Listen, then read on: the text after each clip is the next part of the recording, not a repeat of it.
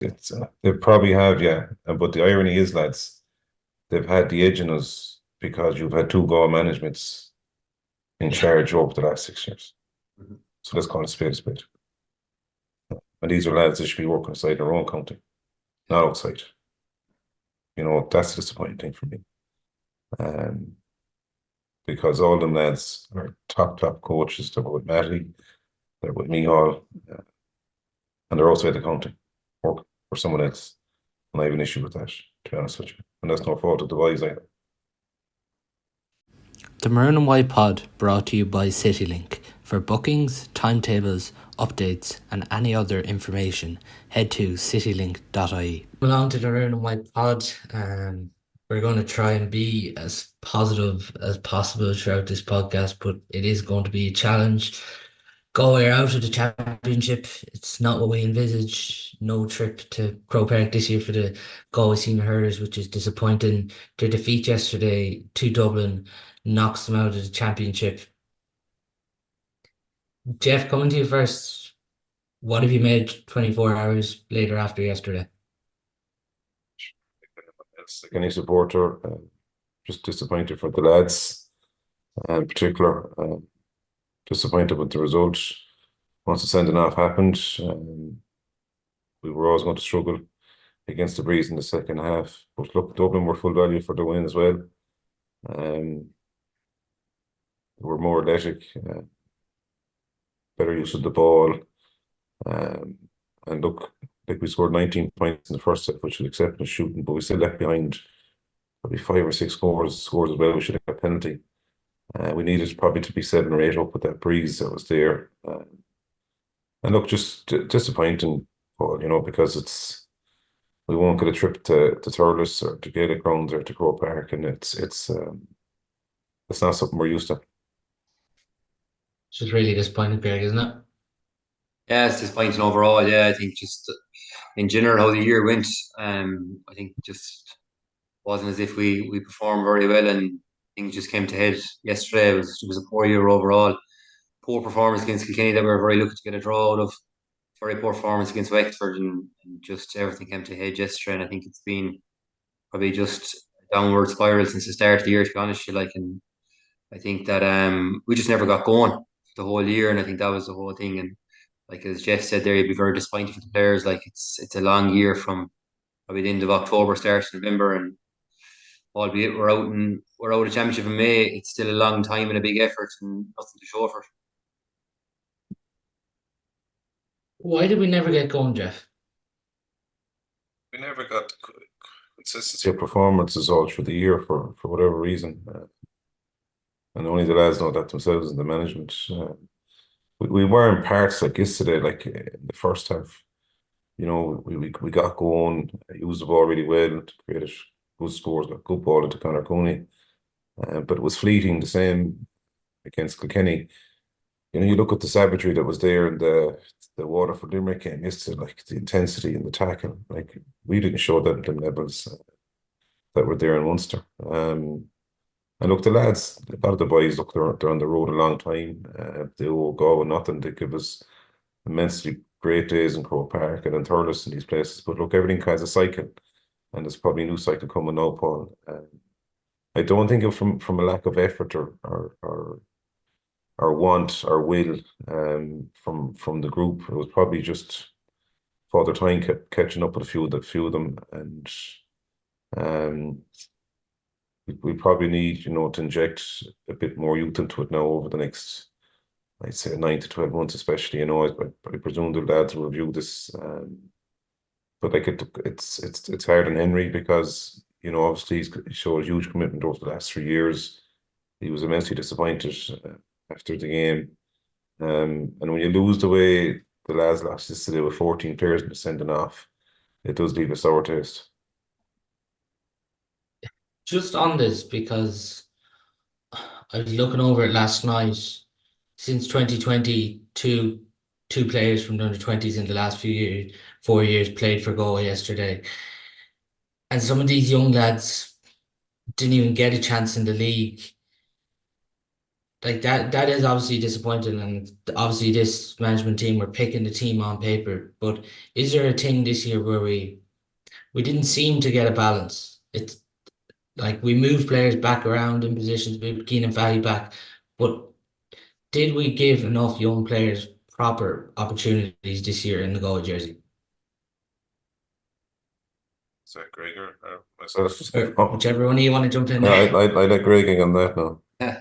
I suppose like those, yeah. Look at, I suppose when you look at other teams around you and you see the development that they've done with the same group of players, say from that age, yeah, there's definitely a point in that. Like if you look at even Limerick again yesterday, like they've nurtured through 4 or 5 lads of that age group that we should be bringing through.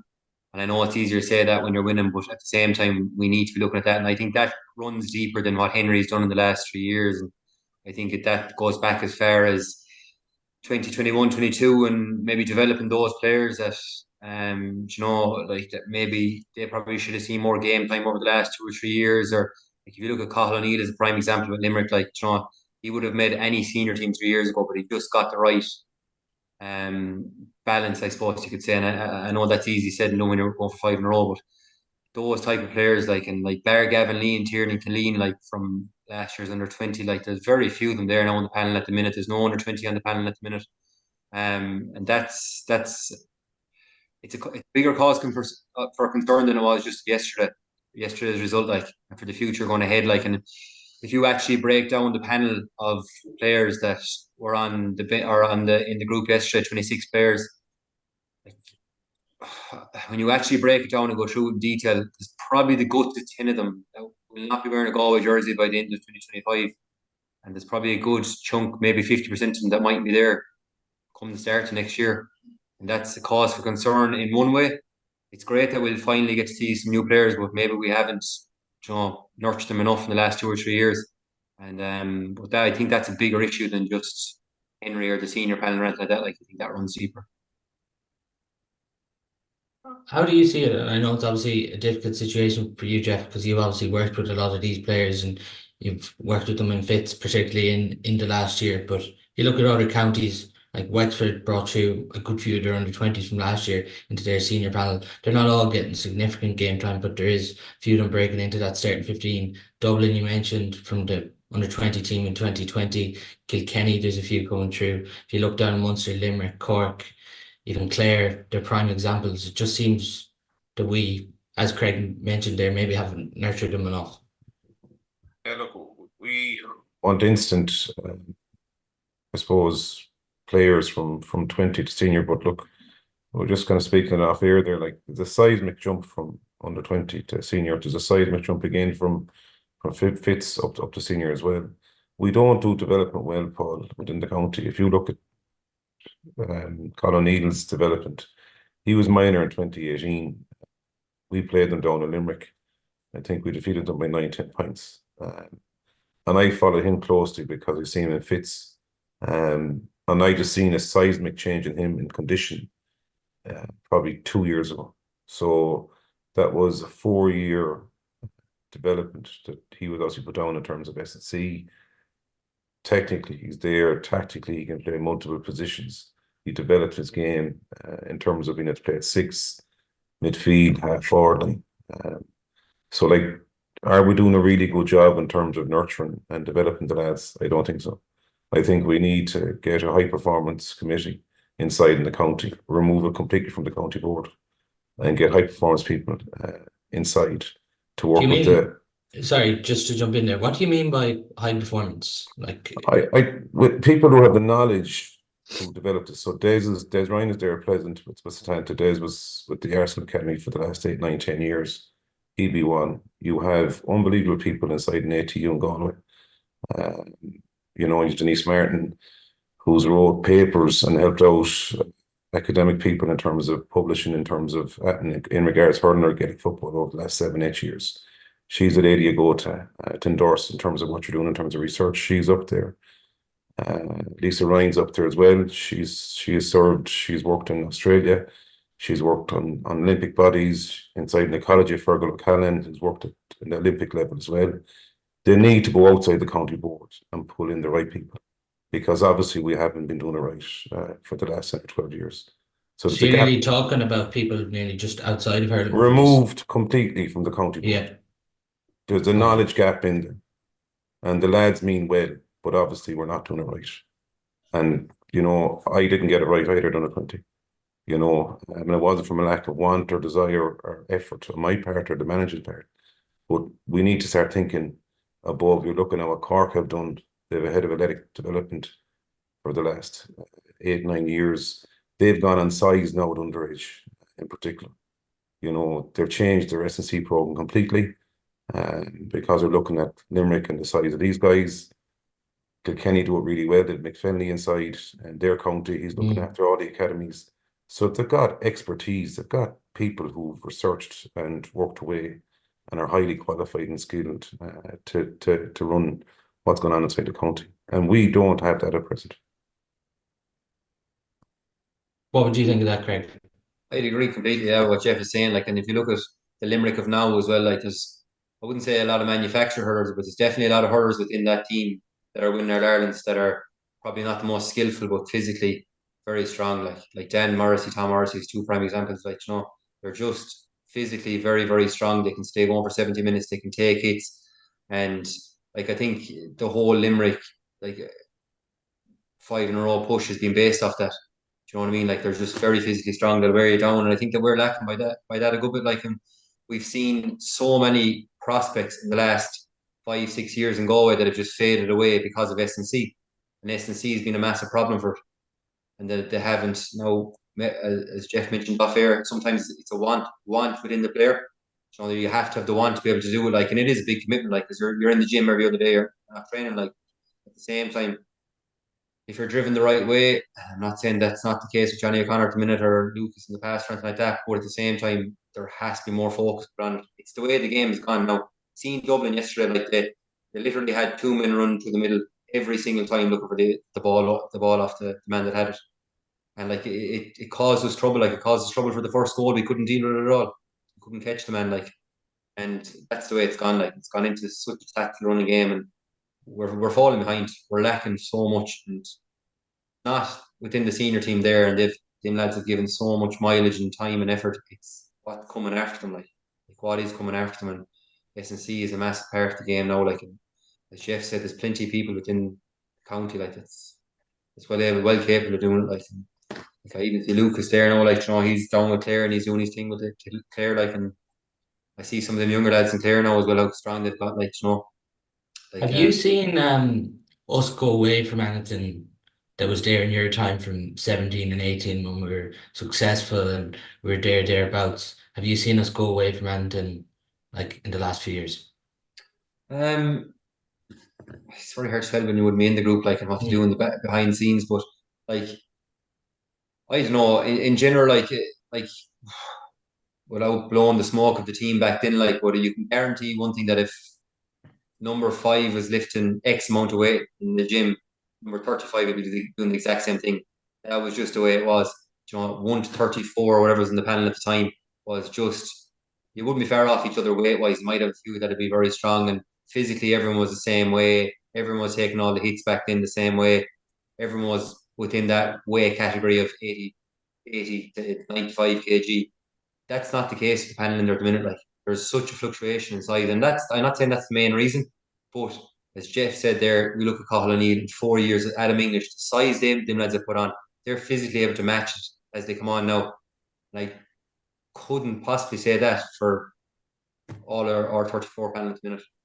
Or even the lads behind it, we mentioned a few of them here in the past, I'll give an example, Liam Collins, absolutely such a talented hurler, unbelievable, but probably needs to step it up to a level in S&C. If he does, he'll be as good as anyone. But I've mentioned him here a few times, but I think he's that good of a hurler. In all fairness to Kevin. I think with Liam, we need to be careful, because I know what Liam did over the winter. He completely went after the S&C side of it. But they need to be given time. We're not giving them enough time.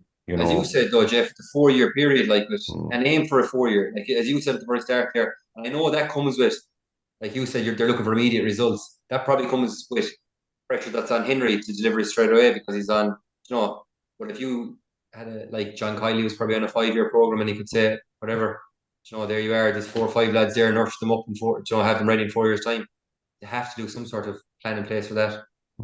But like the other side of it too, we touched on it. The lads have to. It's a lifetime choice. Once to get out of 20, once to get out of fits. Like if you really want to go after it, and Greg will tell you, there's a huge amount of sacrifice, and there's a want and desire to get onto the next level, and it's continuous improvement. And we're just touching on one aspect there in terms of the S&C.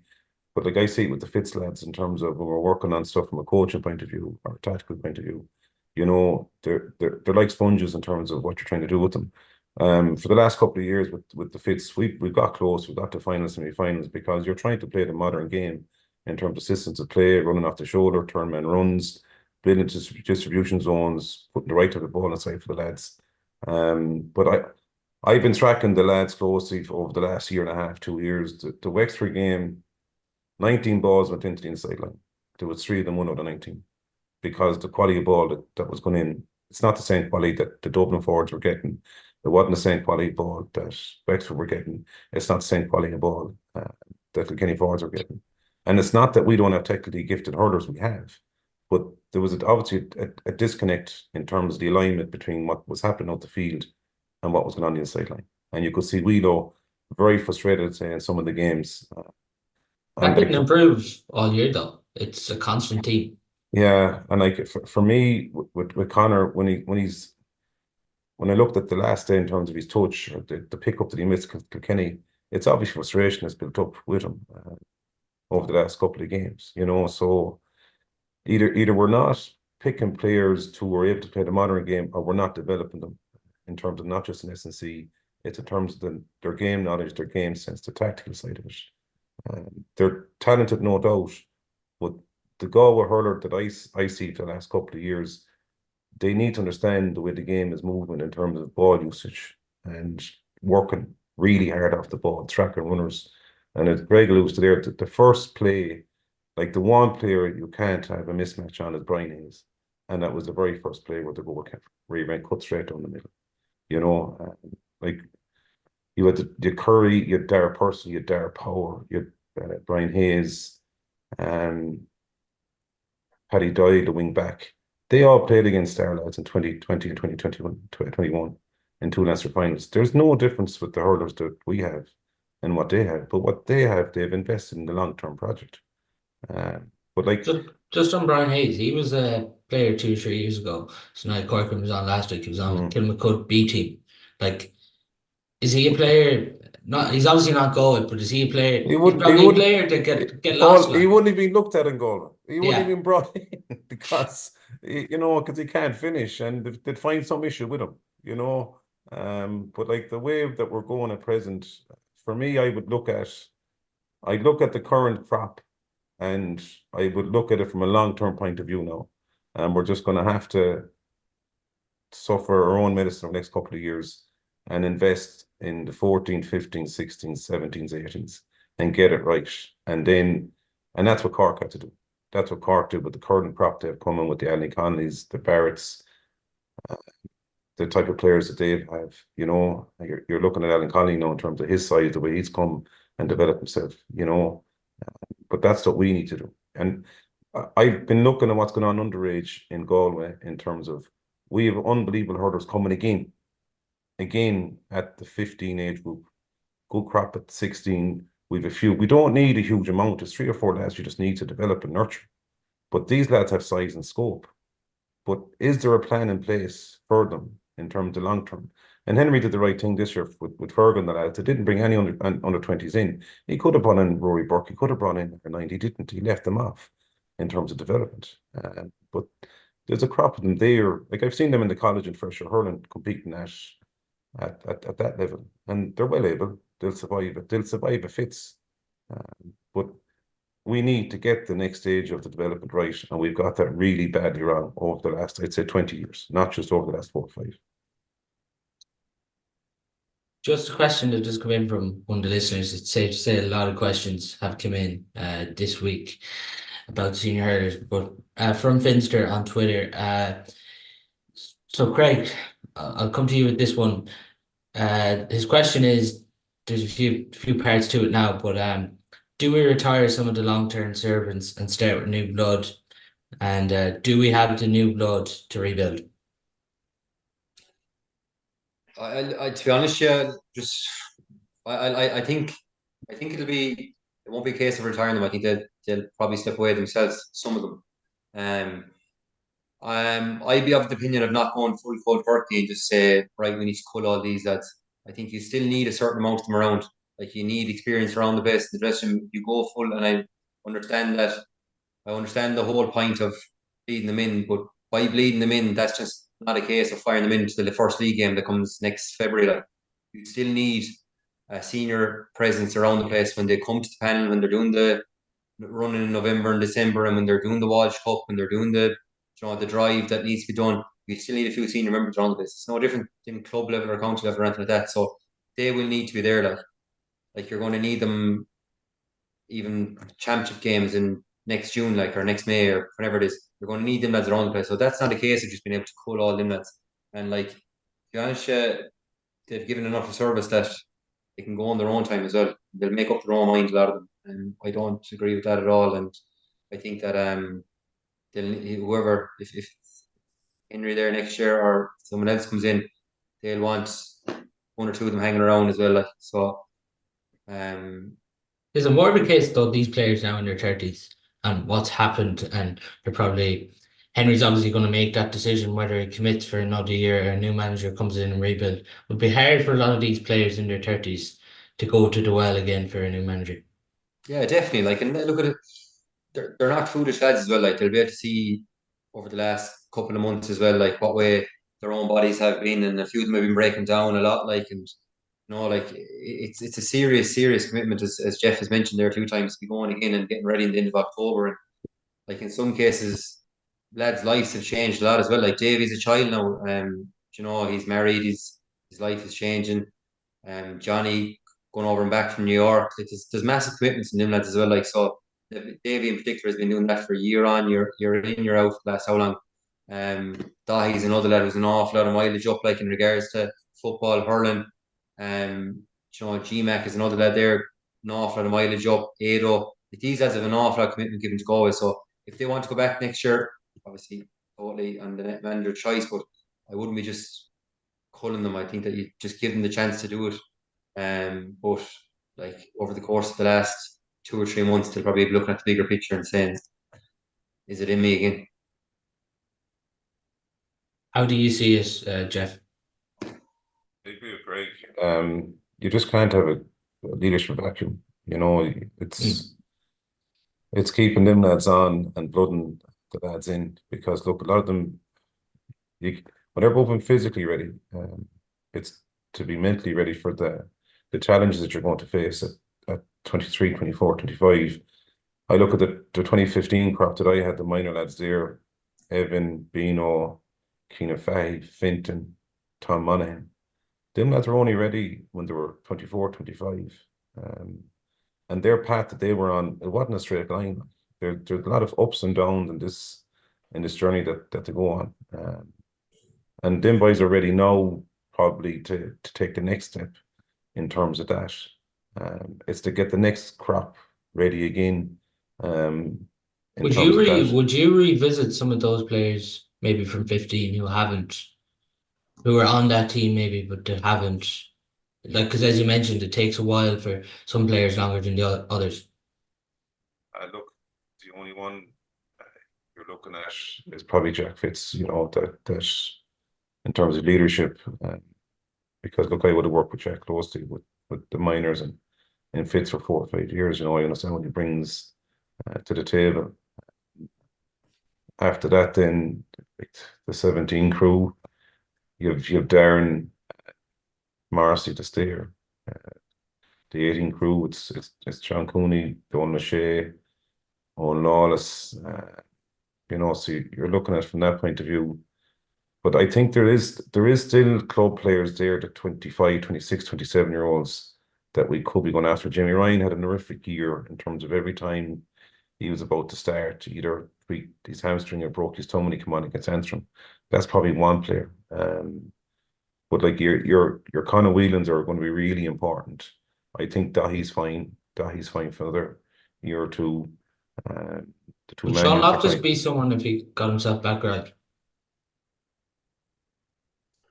Yeah, for Lofty within the club, I know last year was probably a difficult year for Lofty after doing his shoulder so early, but we played him in the league at the start of the year and he was flying it and Lofty is as good. He's as good as what to be out there at the minute anyway, definitely. But again, his club championship will be like massive club championship for him this year as well. He'll definitely feel like that he's a lot to prove after his injury last year. So there's as Jeff said, there's definitely lads out there and look, but it comes down to commitment again. And as Jeff mentioned there, it's all right being out there, but if you're not fully willing to commit and totally put it number one in your life, there's a lot of lads that won't do that.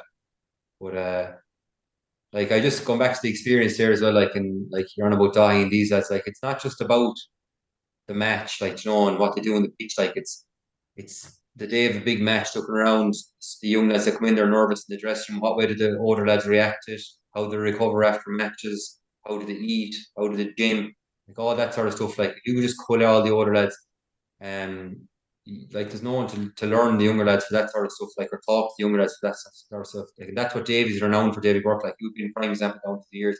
He pulled 2 or 3 young lads aside, and they'd learn so much from him. So I think that you need a certain amount of that in the panel, and in particular, if Henry does step away and there's a new manager coming in, you definitely need a few more experienced lads.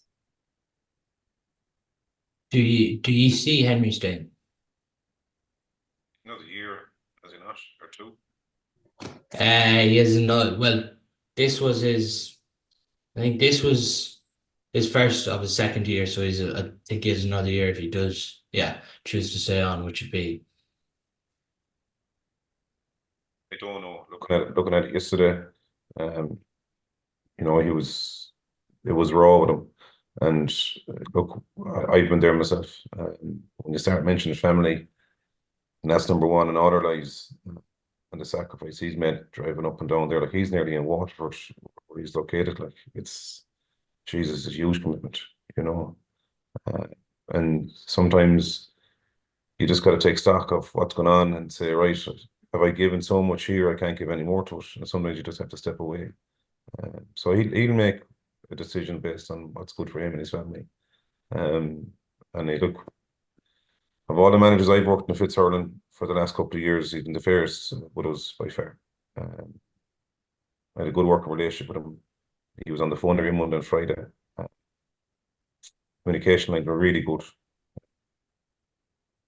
So on behalf of myself, I'd like to say to him, look, it was easy. It was seamless work with him for the last couple of years in terms of the lads in the college. And they were always put first. No, I didn't always agree with some of the things when I had to not play certain players or give certain players minutes, but look, that's player welfare, whatever. But he was always fair with us. It's the toughest thing though for him now to commit. We haven't got out of the group with Leinster this year, and then to go from a jump of trying to, I suppose, get lads to buy back into it and try and keep the ship going here. Yeah, it's massive. It's a big task to get going again in November. If it is him, as Henry or as Jeff said there, it's the travel it's a big travel, 3 times a week, up and down. It's a big commitment. 4 kids, is it? 4 or 5 kids. It's a massive commitment. And I suppose the way things are going at the minute, and there's no hiding that, you're going to be definitely losing a few players and trying to blood in the new ones. And is that something you do over the course of 1 year? I don't know. I probably wouldn't be exactly. I wouldn't be seeing it myself over the course of this project. So over the course of 1 year, so it's going to be a big task for Henry to come back and do this over 1 year. So the next manager that comes in, will probably have to give him a 4 or 5 year contract, just saying, look, start from scratch there, and off you go. You have a license to, as Jeff said, take some pain for the next 2 or 3 years, just like Cork did, and blood and blood and blood and stay blood until you get them. Before we do look at some of the Dublin game yesterday, a lot of comments coming in if there was to be a potential replacement. Given that Shane O'Neill was obviously before Henry, and he was an outside manager, and Henry's been an outside manager. A lot of comments coming in that if there is to be a new Galway manager for next year, that he needs to be inside the county. Do you both agree with that? I would, yeah. Personally, I think it's time for that now. I think again, like an outside manager in general, anyway, I think it's a tough task. Like to be fully connected with what's going on and every single player that's coming from clubs. You nearly know you probably want to know the subs and everything of every senior A and B team anyway, in particular in the county. Not saying that Henry doesn't, but I just know it's a tougher task. And like even the likes of a match that's on during the week that like you're expecting him to come up 3 hours from Kinney to watch or something like that, and probably not seeing it firsthand. You're getting secondhand knowledge from someone that's there watching it. And I think if you're within your own county, it gives you more opportunity to see more players, and in particular younger players that might be as well renowned around the county. So I think an internal manager definitely, yeah. I'd say Jeff there's the man for the job. Thanks, Greg. Thanks for the vote. Yeah, I hope you do the same for Paul Kildare now as well. Vote number one, Paul Kildare, lads. Nice plug there. Yeah. Nice distraction there. I detoured his way. But just on that, Jeff, would you agree that it has to come from inside the county if there is to be a new manager next year? As you don't know which way our lads on the county board will sing. You know, you don't know. Yeah, look, I be firmly believe that you need a Galway man in charge of a Galway, you know. So, like for me, yeah, it has to be internal and get people around them. I'm not saying that the boys didn't care about it, but they're going to have to get people around the manager that cares, really cares about Galway, because he's going to take an awful lot of tough days over a 2 or 3 year period when he gets it right. Like you look at Liam Cahill now, like you know, he's suffering them. But he come back fighting, you know. Liam is a strong personality. But like he's tip at heart, like, he understands it. So for me, you need a Galway man. It's going to need to be someone with a thick skin, like. Hey, look what Anthony did back when he came in I think it was 2012. Like he eventually got it right, you know. Got the guy was helping out the academy, started in 2009. You were trying to get stuff going. We got the gym going in Clarenbridge, got that up and running, got the academies to go in there. Eventually got swung Matty in terms of getting the boys into the gym. It took a lot of convincing with him, but we got there. And like within 8 years, like it was solved. Like, you know, it took 8 years for the crop to come through. I think that crop, the one in 2009, Johnny's group and the Manions, you know, 18-2, like that was 09, like, and then there was another crop came, and then Davy and the boys were there, you know. So like this can turn fairly quick, providing you have the support and the vision from the county board. But if we're playing politics with this position and it's about clicks on social media, we're in trouble. And it can't be about that, because if we really care about it, we'll put the right people in charge that's going to steady the ship and bring it on and develop these young fellas. Does the interview, like, I know it's last time it's been well documented that there was a lot of people on the last interview committee that weren't from Galway, some people who were on it. Do you think that has to come from Galway too? You're talking to someone who's been doing interviews for a 25-year period in terms of VP jobs, AP1s, education, you know, like you're well used to dealing with people like Bush. You know, you're doing an interview. I did the last interview. You did O'Sullivan inside in it. You had county officers inside in it. That would have been my third interview that I've done with them. But I look, they'll decide who they want, you know, at the end of the day. But like I would check it up in terms of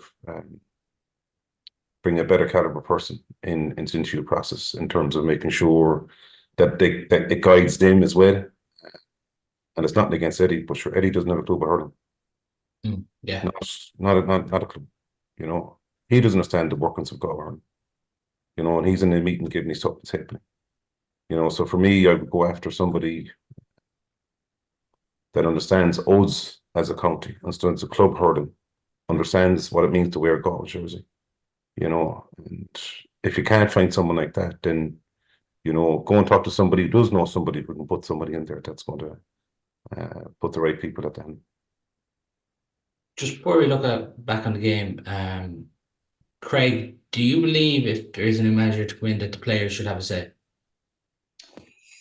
No, No. no, I don't think so. No. Okay. I just think that as Jeff said, get the right people in the right places and just let them take control of it. But no, I don't think the players should have a say. No, I wouldn't be a believer of that at all. Would you be the same about the players? Do you think they should have a say, Jeff, or do you think you should just leave it as you were saying there to get the right people? They need to be part of the consultation process. You know, they're a stakeholder in this. You know, so look, like they need to be. It's a bit like the main I think of President Ten Hag. I'm laughing about it because I'm sure they're involved in the process. I'm sure there has to be a review. You know, and they're going to have to say in terms of what they can do better. Because obviously, you know, when there's a performance gap, obviously things didn't go according to plan in terms of what they were trying to do, in terms of what they were doing on the pitch and what was being delivered on match day. So for me, they need to be heard, you know, in terms of, because there's a lot of knowledge in there. Now, whether they should decide, I agree with Greg, no, but they just probably need to be consulted.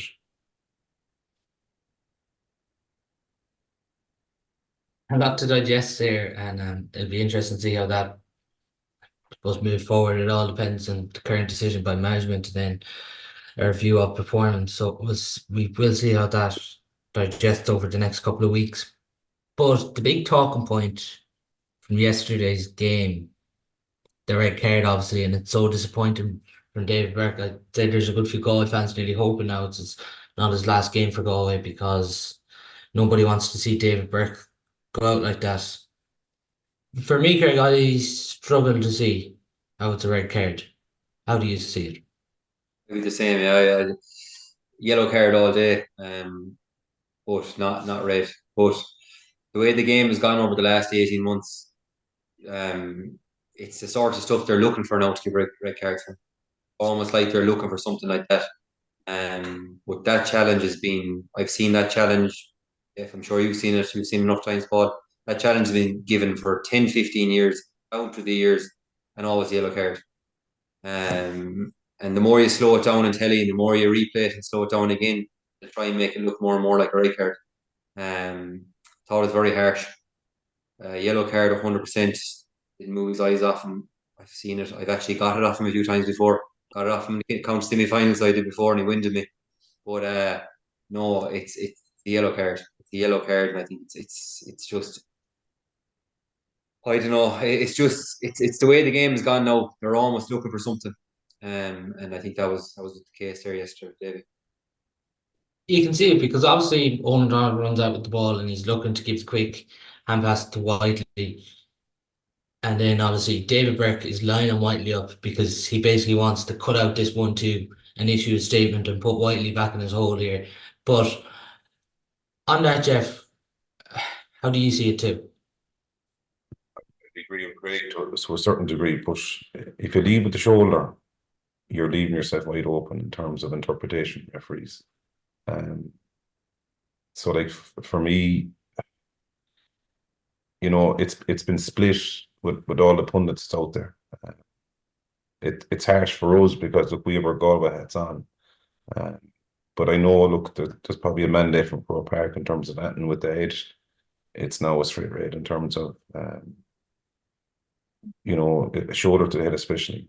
But if you deal with the shoulder, you're in trouble. But like again, we've seen it before that there's been yellow given, and it's probably been far worse in the championship. There was probably far worse than Limerick yesterday Definitely. that went, you know, not even freeze given, but that was picked up on yesterday. And look, Jesus, like you don't want to see that happen to David because of the service that he's given. to go hurling, you know. And look, at the end of the day, you know, once that happened, for me, then I was kind of going, we're in trouble here, you know. And the boys were, you know, heroic in the first half, especially. They tried fierce hard in the second half, but you were probably up against a team in terms of confidence and how they were playing that were at a different level from our lads yesterday. So it need to be taken in there even too, Greg, because David Burke's a bigger player than Whiteley. You can see with Whiteley when he kind of comes into it, it's almost this thing of he ducks slightly and his body position there. Yeah, look, as Jeff said, it was the head contact in particular when David, after he did it, he held his helmet as well, David. So you can see where it actually did make contact with David's head as well. But look at it, as Jeff said there, it's a directive from Croke Park to be looking out for these sort of things. That's exactly what they did yesterday. Any sort of contact with the helmet at all, seeing Weedo the week before in Antrim, it's red all the time now, and that's what they're protecting with the player. So I still think it was harsh. I think that, as you said, he was probably going for it even to get a yellow, Davy, just to leave down a marker. And in particular, we're a few points up. It was to stop the bit of momentum Dublin had. But yeah, I suppose that's not going to change, and if anything, that's going to get worse as the year goes on and years go on. Anything at all with the head, and they started a few years ago when they brought in they implemented the rule with the pulling of the helmet or any interference with the head guard at all. They brought it in from day dot there about 4 or 5 years ago with that rule, and it's just getting more and more. Now, I'm saying that, as you mentioned, Kyle Hayes' swing back yesterday with the hurl was definitely way worse than what Davies was, but now it's be seen. Certain amount of frustration, even Jeff, when you see Paddy Smith doesn't play the ball against Jason Flynn then after that in the first half. It was a penalty for me. I thought he'd probably give it to us based on the sending off, especially it was so close after the decision, but he didn't give it. Look, once it goes down to 14, especially with the breeze the way it was yesterday, you know, we were going to be in trouble. We didn't look like scoring a goal until Declan McLaughlin he got onto a break off Connor. And that was the other side of it, you know. We needed to probably get 2 goals second half to kind of stay in touch with them. But once Dublin got the 5, 6, 7, 8 point gap, then they were pushed up the pitch. There was gaps open up the far side. I think their power finished with 3 points from play, you know. So it was just, you know, it was a hard watch, Paul, for me, the last 10 minutes. Just interesting, I was listening to James Gale last night in the hurling pod, and he was just talking about Pierce Stadium and playing hurling there, just saying that he hates it. And as a manager and a player, you've obviously played there a lot. Do you hate playing matches there too? Yeah, we have the same agreement to the right. Wouldn't agree with him much, but yeah, no, he's right. Like it's impossible. It's such a rare occasion, as you know, Jeff and I would know, you're closer to me than it, but it's such a rare occasion that you don't go in there with a swirling wind or there's some bit of issue with it anyway. Like, don't get me wrong, the pitch is fine and all that. There's always an issue with the wind, and it's not one of the nicest pitches to play in, and we've got plenty of going overs in there in the past, and it's I'd agree with him that 100%. Now, I'm saying that on the flip side, I'd still take it over Parnell Park. Yeah. That's where I thought that that'd be in our favour this weekend. That Parnell Park is a graveyard for Galway hurling, and that's why it definitely would suit us more. It would have thought it would have suited us better, but they did to us yesterday what they did many times in Parnell Park with the running game and going at us, and the aerial duels as well. We got hammered in the aerial duels that we normally wouldn't do. They are really starting to be a county, Joe, Jeff, that they're starting to have it over us a bit. Like, even last year, we were extremely lucky in Croke Park. They were up by 12 points at one stage.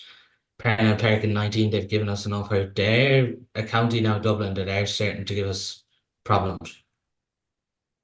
Look, Greg touched on there, like it was the running game.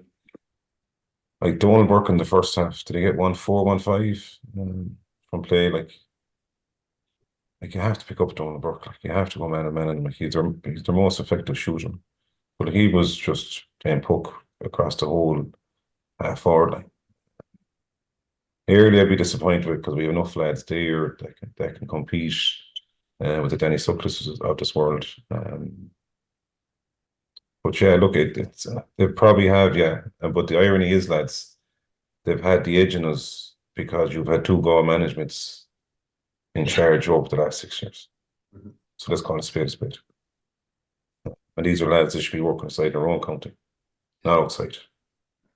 You know, that's the disappointing thing for me. Because all them lads are top coaches. They're with Matty, they're with Mihal, and they're outside the county working for someone else. And I have an issue with that, to be honest with you. And that's no fault of the boys either. Do you think some of them, just saying that when you mentioned the words there, you have an issue with that? Do you think, obviously, they all can't manage the senior at the same time, when you mentioned Maddie and a few there, but do you think even some of them should have been incorporated into underage? Yeah, look, Franny deserved his time with the minors over the years, you know, so he deserved his crack. Yeah. You know, Noel has always been part of me all sick, you know. Matty has his own lads as well with them. You know, so like for me, if you have that knowledge there, and there's certain, like, so Matty's managing Tina Dwyer at present, you know, with Liam Hodgins. These lads should be brought in, you know, helping out the academies with the Galway, guiding them and telling them which way it's going. You know, helping out the lads that are there. You know, I'm sure Liam Corden would love help. I'm sure the coaches that are there at this level that only love to kind of bring Matty in for a morning with the boys. I know Franny's been doing a bit of that with the Kelly Challenge group. You know, but we've a lot of really good guys that are outside the county working. You know, and the reason they're brought outside the county is because they're exceptional in what they do. And we're missing the trick, you know, by not having them more involved in terms of what we're doing with the underage, especially. Yeah, Johnny Kelly, someone that comes to mind too, obviously, working with Offaly at the minute. Yeah, another one. Yeah. Was it disappointing, Craig? Obviously, you know Micheál, Noel and Franny very well. Henry Shefton obviously says that the manager for the opposition had an influence on the red card. Micheál didn't want to talk about it at the end, but when you see that, and we've seen obviously the scenes at halftime, is it disappointing when you're looking on seeing that? Yeah, definitely. Like, yeah, and look at especially when the bond that was there between everyone drawn down through the years, that you'd hate to see that broken, and I hope it's not broke. I hope they can make up after it. But yeah, it is like. But look at as Jeff mentioned before he came on here, like when you go off and you do it, you're doing a job to manage a team. The stuff you have to do in the day, and I'm not saying that's getting in anyone's ear or anything like that, but you're there to do a job and to win a game. And for me, I'll see it like that, just like Henry does it when he comes up against Kilkenny or whatever it may be like, and that's just the way it is. And I'm sure they all have their own stories to tell in it. But it is disappointing, and as I said to you, I just hope that it doesn't drag on further. But it'll be a hard one to Do you think it'd be hard for him to sit down and I don't know. I don't know. Like, look at they're two very big characters, Davy and Micheál, as is Franny and Noel. So look at I'm not look at. I won't even comment on it, considering I don't even know exactly what was said or anything like that. So, but yeah, look at. I said, I hope they do get along after. At the end of the day, it's only a game of hurling. yeah, I don't think it's scenes anyone wants to see.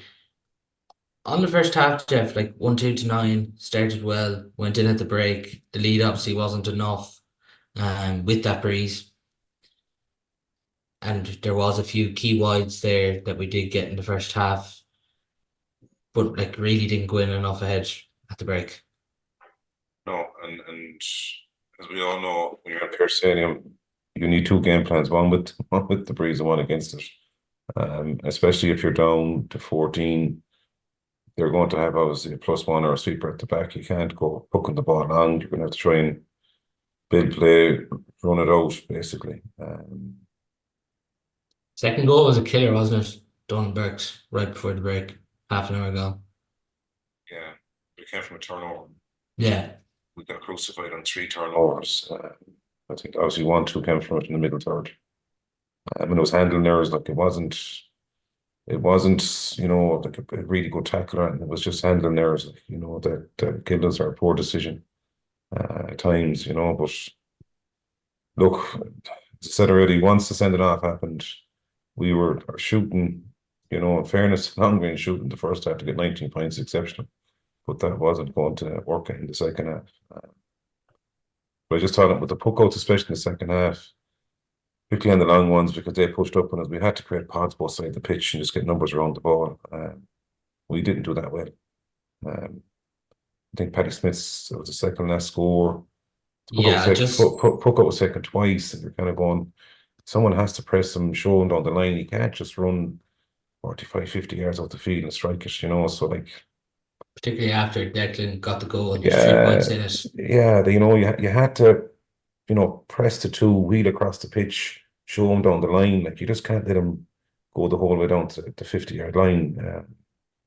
But there was gaps with that stuff all year, Paul. I felt looking at them in terms of being tuned in, switched on, following the game, watching what's going on, and being able to adapt and read it themselves, like, because they're all smart lads. They played at a high level, but there was certain times, certain stages, a lot of the games we were going to decision making and recognizing what was happening and what they had to do and what their jobs were. Didn't happen the last day. But look, second half when we got it back to 3, you were kind of going, you were hoping with hope, but no. Dublin tagged on, I think, another 2 or 3 scores after that. Is that a player problem though, or a coaching problem, Jeff? The switching on. It's both. Like, it's what you're doing on the pitch, Greg. Like when you're doing, like when we do that with the Fitz lads, we'd hammer them inside the team meeting. If we cover stuff on the Monday in terms of how we're setting up on puckouts, especially like the one that there, and you're not doing your job, like, you're going, what's going on here? Like, so you'd have to question. But like, the lads have played at a high level, Greg. A lot of these lads for a long time, like, so they should spot that. That should be an automatic, recognizing when the cornerbacks show them down the line. Everybody reads across the pitch. I wouldn't just blame the coach in here either, no, but I just think the No, I'm not. players. No, but Uh, what I'd be saying about that is when when you know you're a man down at mm, half time when you go in and you're playing against a strong breeze like they were, like would you not have a plan B in place to say that, right, we cannot cough up 45 yards because it happened. We lost 2 points straight away to the second half. So what do we do? Like, I know we're a man down, and I know when Cahill come on, he ended up sitting a lot. So we're probably 2 men down in full forward line. Cahill kind of sat back in the 45, 50. So, but like, I just felt that there was no, like, and in the first half in particular, many balls we hit into the sweeper after David got sent off. We must hit 5 or 6 balls before half time. So where was the plan to play through the lines? We had to play through the lines because the ball wasn't working inside. when you didn't start Tom or Colin, Tom and Colin are your best 2 link players that we have within the setting, or Davy, because Davy come in naturally into the half back line like he normally does. And the boys find him when he hits a lovely ball inside. But for me, I agree with you. When Carl came on, it went from a 5-on-6 up top, or 5-on-6 up top. It went into a 4-on-6. Jesus, like, it was. Milo was on his own for stages in the Wheeler was a 1-on-2, 1-on-3, like, going, no Against mercy. O'Donnell and Paddy Smith, like, you have no chance. Yeah, no chance. And there was 2. I think Keenan got 1 ball with 50 minutes to go, and you were kind of going, just give him a chance here now with this pass. Put it on his outside shoulder, hit grass with it. And Jesus, he went on the inside of him, and that type of stuff, because look, they're all good lads, like, but there's certain games all year long where stuff like that was happening, and recognizing when to press or drop, or there was a +1. There was 2 balls in the first half when we were down to 14. Sean hit one on the fly, Cork hit one over the shoulder. When you had players in better positions, that it was just an extra pass, and we were out, or we maintained possession, and we were higher up the pitch that we could actually put a ball in. But it was a very difficult day if you were a forward, especially after 15 minutes, because you were you were chasing. But I just thought, I agree with you, Greg, especially when Cahill came on. You know, he was sitting as well, and they were allowed to just walk the ball out. Greg, does this all come though? Like I know you mentioned at the start that we didn't beat Kilkenny, we didn't beat Dublin, we didn't beat Wexford. We conceded 29 against Kilkenny, 128 against Wexford, 227 against Dublin. Just conceded too much this year. Yeah, yeah. Yeah, conceding and our efficiency wasn't good enough. Like, and like you can paint it up all the way any way you want. Like, but at the same time, we still had 6 wides in the first 8 minutes, and there were 6 scoreable chances. And you know we had 10 wides in the first half with the wind, and you can't be afforded to be having 10 wides in your stadium with a wind. You just can't afford to be doing that with a man or without a man. And I think efficiency was nearly more of a problem than what we were conceding. You know, like there is teams out there that like Limerick are conceding like mad now at the minute. They're scoring, or their scoring efficiency is so good they get away with it. And I think we were in a position at half time where we needed more scores on the board, like with or without a man, and I think that was a big factor in it. But just going back to that, there, I think that like I know it was tough, and Davy got sent off after 15 minutes the last day, and it was tough on all the players out there, the 14 players, but there was certain aspects that we definitely could have controlled better, and Donald Burke's second goal was a prime example. If you actually look at that back on the Sunday game, Keenan was tracking back, Pádraig was back in the full back line, and Dahi. So Pádraig and Dahi were free, and Keenan was tracking back. There was no one actually picking up Donald Burke.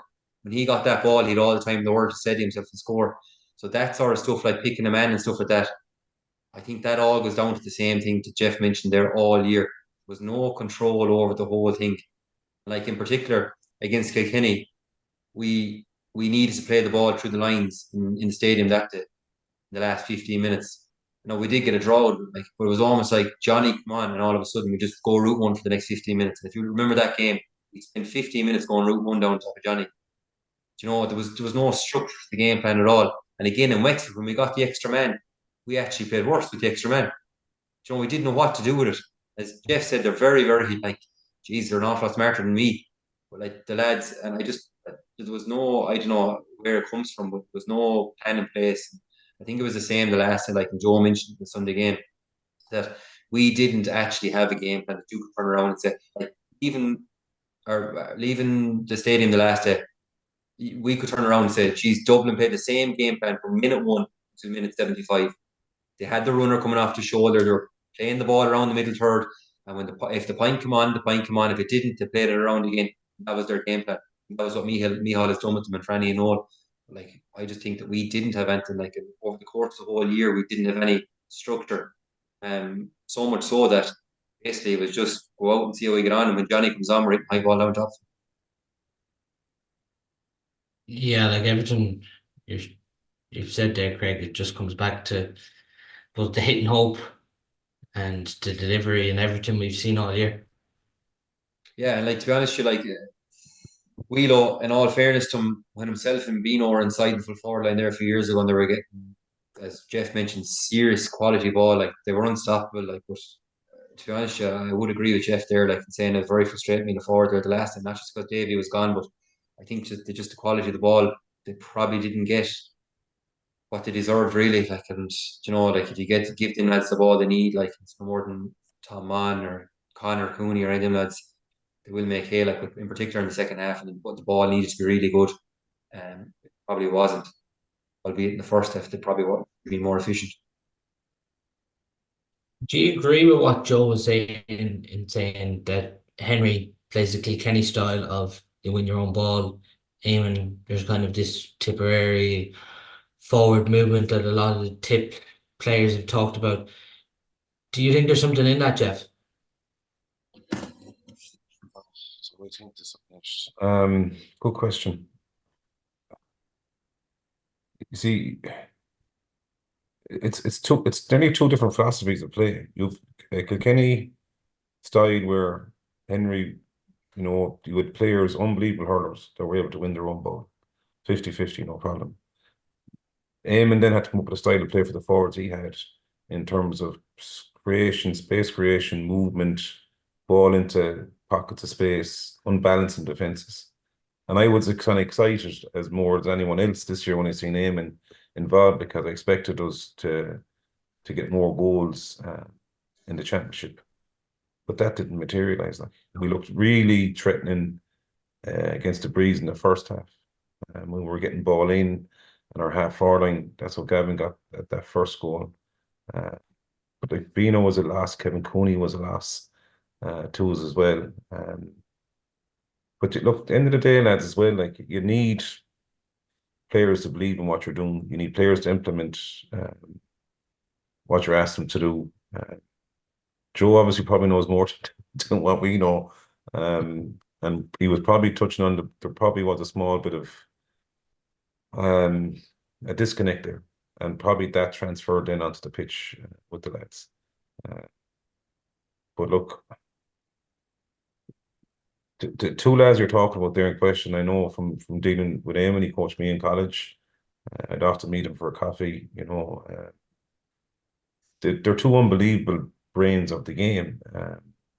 But maybe it was a too big of a stage for the two of them, you know, where you needed probably just, I'm always a believer in, you need one guy calling the tune inside the management. You know, you need one person that can guiding the players, and the players want that as well. And you just wonder, was there mixed messages there? I don't know, you know, but I'm just not judging on what I've seen performance-wise in the pitch, because it was just, they were slightly off the last couple of games for me, and probably slightly off all year. We did say we were going to try and keep it somewhat positive, but Craig, on that, is Keenan Valley and Gavin Lee the biggest positives of 2024?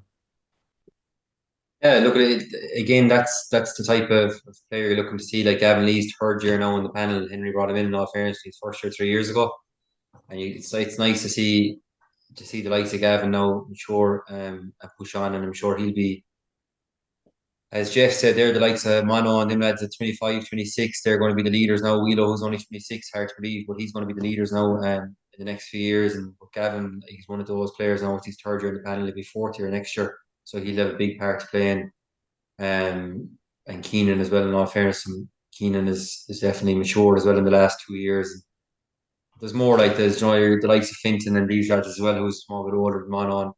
Like these lads as well that they need to stand up and be leaders now and be the next Porrick Man, and be the next Conor Cooney, and be the next Davy Burke, and these lads, because they're going to need them, like. And I think that it's definitely going to be a case of who stands up now in the next few years. Did you see any other positives, Jeff? They're had a good year. Mm. They've had a good year for me in terms of, look, it was his first proper year as number one. Look, he probably was slightly disappointed with the second goal yesterday, but look, he did drive it into the ground. After that, look, and Gavin came into us for the league with the college. He was marking Mark for starting that first game against Joel, and I was kind of saying to myself, he competed with him, got 4 or 5 points from play. Greg Thomas got 6, I think, 5 or 6 off TJ that night, and I was expecting Greg to push on during the year. Had 2 good years with us in Fitz, so I was expecting Greg to kind of put his hand up. But like, he's been brought in and brought out 3 times over the last 12 months. So like, the club championship will be interesting, because hopefully the lads won't have too much of a hangover. They need a break now. They seriously need a break. Because they've been going non-stop, a lot of them. So look, hopefully the club championship doesn't get going till August. Just give them 3-4 weeks off to get recharge the batteries. You know, it's a tough station for them. It was just something I was about to say before you mentioned the club championship, and I was just going to bring you in there, Greg. Would you hope that it's brought forward, given the conditions it's usually played in? I don't think it's fixed for August, so there's going to be 2 months idle here. Would you hope that the county board make a decision to bring it forward from the start date? Well, we've 2 lads gone to America today anyway, so we won't be able to field the team soon if we have to bring it forward before that. So I don't know. There's a lot gone to America, and there'll be a lot more that will go now as well, I'd say, after today's results. So yeah, hopefully there's plenty of them in our group that are gone to America, so we'll come back to have a bit of weight up. No, look I was always a firm believer anyway of bringing it forward as much as possible and that, but at the same time, it just won't work now. I'd say, especially when it's fixed like that. And to be totally honest, with you, there's probably a lot of teams that are actually in a phase now, club teams that they're only building towards the first week of August. So if you go bringing that forward now, it just won't suit plans. And no, I probably wouldn't work, I'd say. And look at. We're going so bad in the league anyway. Our excuse is that we're building towards championship. So yeah, You're all canvassing, Greg. There's too many all canvassing. That's the problem. Are you still in the forwards this year, Craig? Yeah. That's the way it's going now. I couldn't possibly think of going back chasing a forward now in the backs again. So, but yeah, no, look at it. It's a pity, like, because it's even though it falls, like, it's just like even the likes of, I know I've mentioned this before, like, but Jesus, like on the race week and everything, the first round of the championship, it's just our county board, like, they couldn't have picked it a better time. Like, it's just it's funny the way it goes. But look at the thing about it now is the last round of the league is this weekend. The semi-final is in 2 weeks' time, I think, in the league, and the final is in 3 or 4 weeks' time. So I have a big, massive break. There's a gap in of about 7-8 weeks from the league final until, and like for the likes of us, we're out of the league now and this weekend, like, so we don't actually have a competitive match physically because the league is over for 8 weeks. So trying to go looking for challenge matches now, and it's Tipperary. You won't get one in Tipperary, and as the teams get knocked out of championship, other counties they'll start their championships. So it does get tough now for challenge games and stuff like that over the course of the next couple of weeks. I presume you don't see it being brought forward or anything either, Jeff.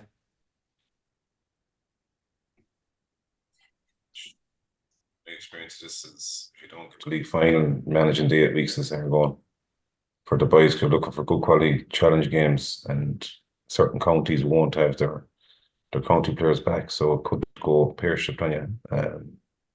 It's tough, it's hard, and then if it's on race week, it's even doubly hard because obviously, look, it's in their DNA to kind of enjoy that week, and trying to keep lads focused and tuned in. It's difficult. There's a new rule in America now as well this year, isn't it? The sanctions. It used to be a 30-day rule. I think it's got to 60 days this year. So you actually can't play for your club for 60 days. It used to be always 30, like. So what happened there was the lads were going back after the Boston final or the New York finals, Greg, and they were missing, particularly if you'd won the Boston or Chicago or San Fran, you were missing the All-American, so they're going to be hanging on to lads for that. Yeah. The Labour weekend that's the issue. So clubs are going to be caught for 2 rounds in, am I right? 2 rounds in they'll be caught for. Yeah. With no players. And that'll be difficult. There'll be a lot of club managers trying to convince lads to stay over the next 2 weeks. Yeah. The weather's good. The weather's good and the weather's good. Yeah. Just before we finish, obviously it's been a tough hour or so to get through, given where we are. But just a final say, Craig, and then I'll come to Jeff. Of just in a few words, where do we go from here? Yeah, look, I think Jeff hit the nail on the head there. Like, look, there's other counties that have been in this position the last numerous years. Like Cork is a prime example. They're only coming to the fore now, like, and just about as well, just scraped into the third position yesterday. So like, they're a prime example of how it was done over the last couple of years, and like without, like, I suppose the press that's been over the last 24 hours about how the older lads and the mileage and all that crack, and like there's a lot of as our county does very well, a lot of daggers out for Henry as well, and that over the last 24 hours, like it's I think people are very quick to forget of what the effort these lads give over the last 10-12 years, and I think that it's just time for let them do their own thing. Like, the cycle will take care of itself over the next few years, and I think that has to be done anyway. Like, and we have no choice now anyway. Like, we need to bleed through another 10-15 players over the next 4 or 5 years. But as Jeff said, and I fully agree with this, it goes deeper than just saying that we need to bleed through 15 senior members. It goes back to the roots of under 13, under 14, under 15, under 16.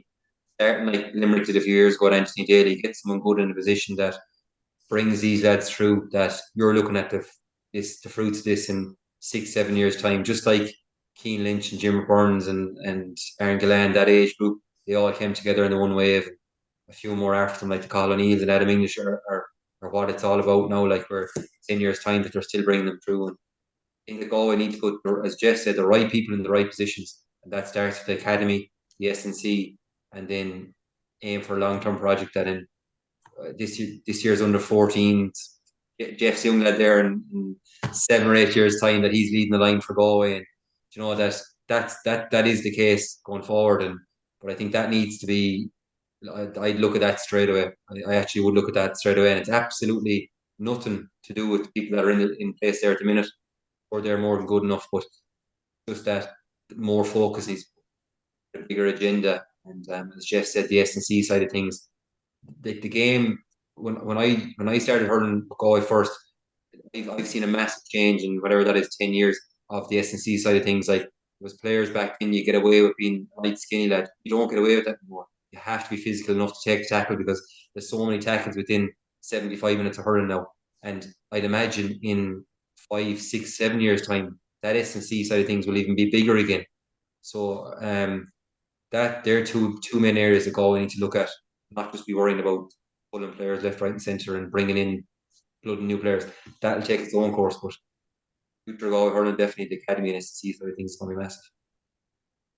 Yeah, Jeff, I know it's something you mentioned, and it's what Noel O'Reilly, a listener, came in and said, is it time for a full route and branch review from academy level to senior? Do you think that's, obviously, just in a few words too, but do you think that's the most important thing that needs to happen in this inter-county off-season?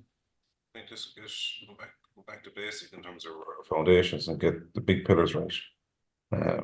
Our games are the championships in terms of underage and senior is as good as what you're going to get. We'll always produce hurlers in Galway. We're brilliant at knifing each other, cutting each other to shreds, and we're good at putting lads up in pedestals and bringing them back down to earth again. But it's not as bad as we think, but it's not as good as we think. We're someplace there. But I think Greg is going to set it all there in a nutshell. Let's just get the right people in to help out people. That's all. It's not to cut what, or to kind of downgrade what anyone else is doing, but it can be done better. Well, that's it. I think we've said it all. Disappointing exit for the Galway senior hurlers this year, earlier than usual. But thanks to Craig and Jeff for coming on. See you guys. Well,